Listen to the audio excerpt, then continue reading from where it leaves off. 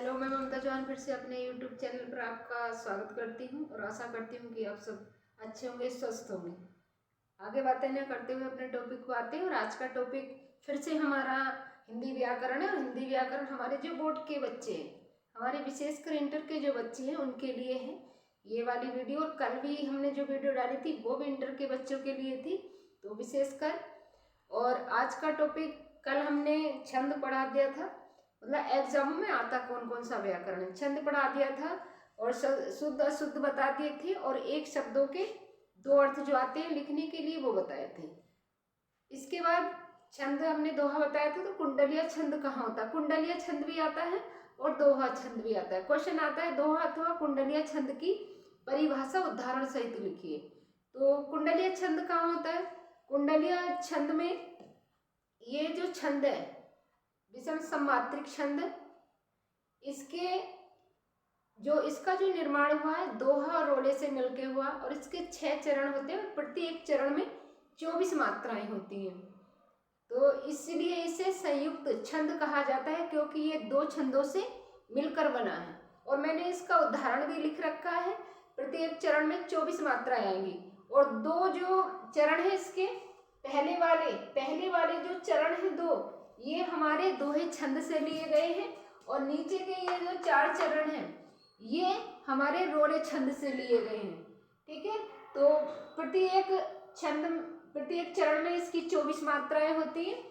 तो मात्राएं लगा के देखते हैं। हमने कल भी बताया था दीर्घ स्वर पे 2 मात्राएं और लघु पे 1 मात्रा।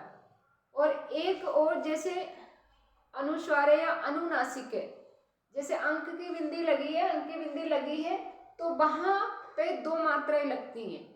ठीक है, तो अब इसकी मात्रा लगा के देखते हैं। जैसे का पे ओ की मात्रा, तो यहाँ कितनी मात्राएं आनी चाहिए, 2 मात्रा आएंगी। 2 मात्राओं का सूचक हमने कल ही बताया था ऐसे, और बड़ी बनी तो यहाँ पे भी 2 आएंगी। यहाँ अंक की बिंदी लगी है तो यहाँ 2 आ जाएंगी। गा पे बड़ी की मात्रा 2 आएंगी। ऊ और ता सिंगल है तो 1 आएंगी।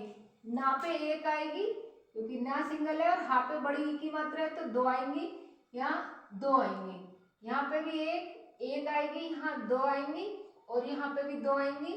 अंक की बिंदी लगी अनुस्वार है तो यहाँ पे 2 आएंगी और यहाँ पर 1 आएगी। अब इन मात्राओं को हम गिनते हैं कि मात्राएं कितनी है। ठीक है, ये कुंडलिया छंद विशेष कराता है। कुंडलिया छंद क्वेश्चन ही ऐसा है, दोहा अथवा कुंडलिया छंद की परिभाषा उदाहरण सहित लिखिए। ठीक है, तो मात्राएं गिनते हैं। जैसे 2 4 ये हो गई, 4 और 4 8 9 10 11 12 13 14 15 16 17 और 2 18 19 और 2 कितने हो गए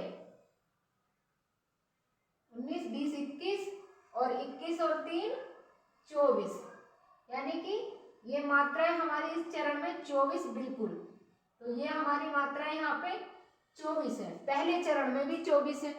दूसरे में लगा के देखते हैं इसमें कितनी, देखो पास सिंगल है 1 आएगी, यहाँ 2 आएंगी, यहाँ पे 2 आएंगी, 1 आएगी, 1 1। ठीक है, ता पे आ की मात्रा तो 2 आ जाएंगी, 1 यहाँ पे 2 1 1, यहाँ पे 2, यहाँ पे भी 1 आनी है, 1 आएगी, यहाँ पे भी अनुसार लगा हुआ है तो 2 आ जाएंगी।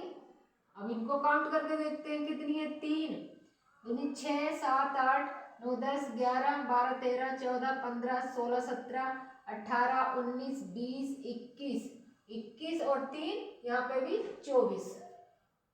ठीक है, ये 24 मात्राएं आ गई प्रत्येक चरण में। और इन्हें भी लगा के देखना कितनी मात्राएं बैठती हैं लगा के। चलो लगा ही देते हैं। देखो यहाँ पे 1 आएगी, यहाँ 1, यहाँ 2, यहाँ पे 1 1 1। अनुस्वार लगा है वहां पे तो यहाँ पे 2 आएंगी, यहाँ पे 1, यहाँ पे 2, यहाँ 1, यहाँ 1 1 2, यहाँ पे 2 आनी है, आई की मात्रा है। और वहां पे आ की मात्रा तो 2 है, हा पे बड़ी की मात्रा तो 2 है। ठीक है, यहाँ इसे भी काउंट करके देखते हैं कितनी है, 1 2 2 4 और 3 7 और 7 कितनी है, ये 4 11 11 12 13 14 15 16 16 16 और 4 20 और 4 24। यहाँ पे भी इस चरण में भी 24 मात्राएं आई हैं। अब इसको भी लगा के देखे, अब पता लग गया कि यहाँ पे मतलब कुंडलीय छंद है। 6 चरण होते हैं, रोला में 4 चरण होते हैं। रोला छंद में भी 24 मात्राएं होती हैं, लेकिन उसमें रोला छंद जो है उसमें 4 चरण होते हैं, मात्राएं 24 आएंगी प्रत्येक चरण में। ये भी सममात्रिक छंद है, जिसमें मतलब ये विषम है। ये जो है हमारा कुंडलीय छंद, क्योंकि इसमें दोहा भी लिया गया है और रोला भी लिया गया है, ठीक है। तो इसलिए इसके प्रत्येक चरण में भी 24 है, दोहा और रोला, ठीक है। तो ये 2 पंक्तियां रह गई, 3 चरण और रह जाते हैं इसके। तो इस पे भी लगा के देख रहे, ना पे 1, दा पे 1 आएगी, और यहाँ पे 2 आएंगी, यहाँ 2, यहाँ 1, यहाँ अनुसार लगा 2, यहाँ पे 2, यहाँ पे 2, वो सॉरी 1, यहाँ पे 2 आनी है, यहाँ पे 1, यहाँ पे 1 आनी, 1, और यहाँ पे आई की मात्रा 2 है तो 2 आएंगी। सिंगल है, 1 है, यहाँ पे काउंट करके देखते हैं, गिन के देखते हैं कितनी आ जाती है, कितनी मात्राएं हो गई, 4, 2 2 4 और 6 7 8 9 10 11 12 13 14 15 16 17 18 19 20 और 4 24 ही आ रही है। 6 ये हो गई, 6 8 2 10 10 3 13 14 15 16 17 18 19 20 और 20 4 24। यहाँ पे भी 24 मात्राएं इस चरण में। यहाँ पे भी लगा के देख लेते, 1 यहाँ 2 आनी है, यहाँ 2, यहाँ 1, यहाँ 1, यहाँ पे 2, यहाँ पे 1, यहाँ 2 आनी है, 1 आनी है, 1 1, यहाँ पे 2 आनी है, 1 आनी है, 1, और यहाँ पे भी 2 और यहाँ पे भी 2, ठीक है। गिन लो, इसमें भी लगा लेते हैं पहले, ठीक है। यहाँ पे 2, यहाँ पे 1, यहाँ पे 1, यहाँ पे 2, और यहाँ पर 2, 1 1 2 और 2, इस तरह से ये मात्राएं लगानी है। इसमें भी 24 है, काउंट करके देखो, यहाँ पे भी 24 है और यहाँ पर भी 24 मात्राएं। तो ये कुंडलीय छंद का उदाहरण है, ठीक है। दोहा छंद हमने कल बता दिया था, और कुंडलीय छंद एक शब्द के 2 अर्थ लिखने के लिए आते हैं, वो भी कल बता दिए थे हमने। शुद्ध अशुद्ध लिखने को आते हैं, वो भी कल बता दिए थे। और शब्द युग्म, शायद शब्द युग्म नहीं बताए थे, ध्यान है, बता दी हो तो कोई बात नहीं, फिर से। शब्द युग्म क्या होते हैं, शब्दों में सूक्ष्म अंतर, मतलब लिखते समय तो छोटा सा अंतर दिखाई देगा, कहीं मात्रा का, कहीं इस शब्द का, वो सॉरी वर्ण का, ठीक है। तो छोटा सा अंतर दिखाई देगा, लेकिन उसके अर्थ अलग निकलते हैं। जैसे हमने एक लिख रखा है, जैसे जलद और जल्दी, जलद और जल्दी, ये ऑप्शनों में आएंगे, 4 ऑप्शन दिए रहेंगे, तुम्हें बस उसमें टिक करना है। तो ये ध्यान रखना है, जलद माने क्या है, जलद माने बादल है, ठीक है। योजक चिन्ह लगा हुआ है तो और का प्रयोग करेंगे, ठीक है। और जलधि माने क्या है, सागर या समुद्र, समुद्र। ये इस तरह से मतलब आएंगे ऑप्शन, इसका अर्थ जो है ये है। अब जैसे एक और मतलब जो आते हैं अधिकतर बोर्ड एग्जामों में, जो बोर्ड एग्जामों में आते हैं वो वाले ही लिखवा रहे हैं, ठीक है। ये भी शायद हमने स्कूल में बताया होगा, अंश सॉरी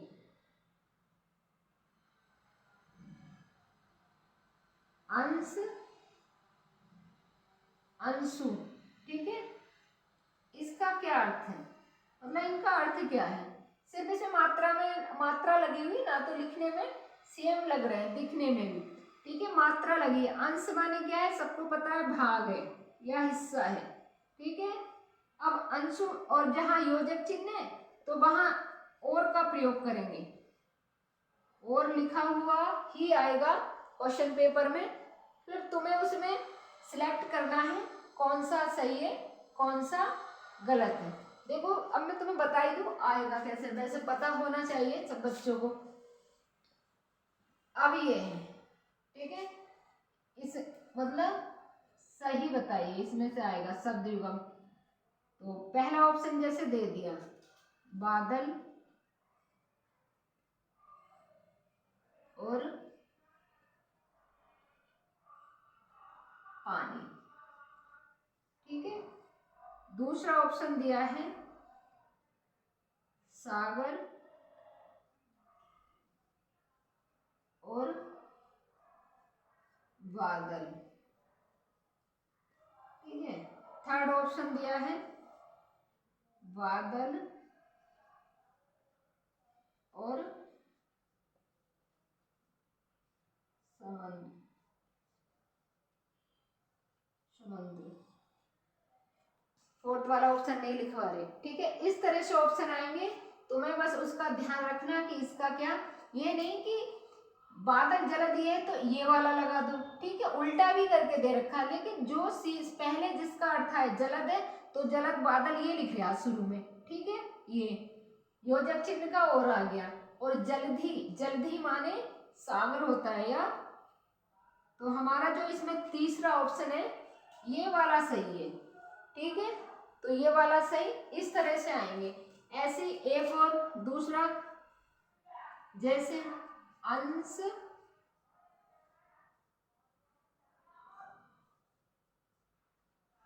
और अंशु, ये बहुत आता है अंशु, ठीक है। ऑप्शन दे रखा है, अंश माने भाग और सूर्य।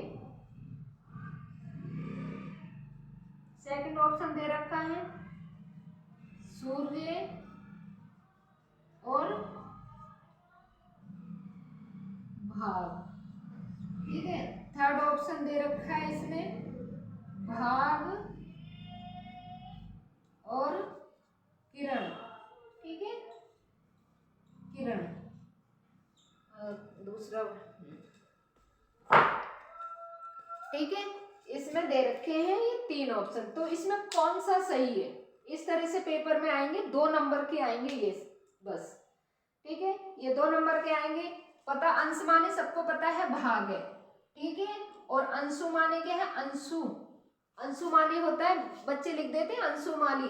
अंशु माली तो वो होता है स्वामी, और अंशु माने होता है किरण, यानी कि किरणों का स्वामी सूर्य नहीं लिखेंगे, अंशु माने होता है किरण। तो ये कौन सा वाला सही है हमारा, भाग और किरण, ये वाला हमारा आंसर इसका सही है, और इसमें ये सही है, ठीक है। ऐसी एक बहुत आता है ये अनल, अनल और अनिल, ठीक है। ये वाला बहुत आता है, तो ध्यान से। अब ऑप्शन दे रखा है इसमें, ठीक है, आग और जल, ठीक है। दूसरा ऑप्शन दे रखा है वायु और जल। तीसरा ऑप्शन दे रखा है इसमें अग्नि, अग्नि और वायु, ठीक है। तो कौन सा सही है, अनल माने पता है, अनल अग्नि, तो अग्नि ये है, इसके साथ ये लिखेंगे, और अनिल माने हैं वायु, तो इसका ये वाला सही होगा। बच्चे गलत कर देते हैं। तो इस तरह से ये शब्द युगम आते हैं, और इनको बड़े अच्छे से देखना है। इस तरह के ये सारे जो शब्द युग्म हैं इस तरह से ही आते हैं। और एक सबसे ज्यादा कौन सा आता है, ठीक है, एक और आता है जो, जैसे एक ये बहुत आता है, कौन सा, स्वर्ण, स्वर्ण सेवर्ण, सेवर्ण, ठीक है। ऑप्शन दे दिया, नंबर 1, ठीक है, सोना, सोना और सुंदर, ठीक है। दूसरा ऑप्शन दिया है सोना और उच्च जाति। तीसरा ऑप्शन दिया है उच्च जाति और सोना। ठीक है, स्वर्ण माने सबको पता है सोना है। ठीक है, स्वर्ण, वर्ण माने क्या, उच्च जाति का, यानी स्वर्ण किस वर्ण के हैं। वर्ण रंग मत ले लेना, वर्ण माने रंग भी होता है, लेकिन इसका जो सही आंसर है ये सेकंड वाला है, ये वाला। स्वर्ण, अनल और अग्नि, यानी कि अग्नि वाला। स्वर्ण और स्वर्ण ये बहुत आता है, जल्दी बहुत आता है, अंश और अंशु बहुत आता है, ये अधिकतर आते ही आते हैं। ठीक है, इसके बाद हिंदी व्याकरण में और क्या क्या आता है। रस अलंकार हमने कल भी बताए थे। अलंकार सबसे ज्यादा श्लेष और उत्प्रेक्षा, हर बार आता है श्लेष और उत्प्रेक्षा। वीर रस और करुण रस, समझ लो ये आने ही आने हैं।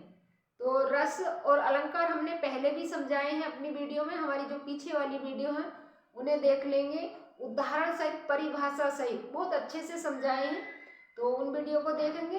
बाकी और कुछ ऐसा है नहीं तुम्हारे इस व्याकरण में, जो चीजें थी जैसे धातु रूप थे, संधि थी, समास थे, वो सब कट हो गए सामान्य वालों के लिए। सामान्य यानी कि जो जनरल हिंदी वाले हैं, जो जनरल साइंस के बच्चे हैं, ये व्याकरण यहाँ से हटा दिया, शब्द रूप हटा दिए हैं, संधि हटा दी है और समास हटा दिए। समास तो पिछले से पिछले वर्ष ही हटा दिए थे।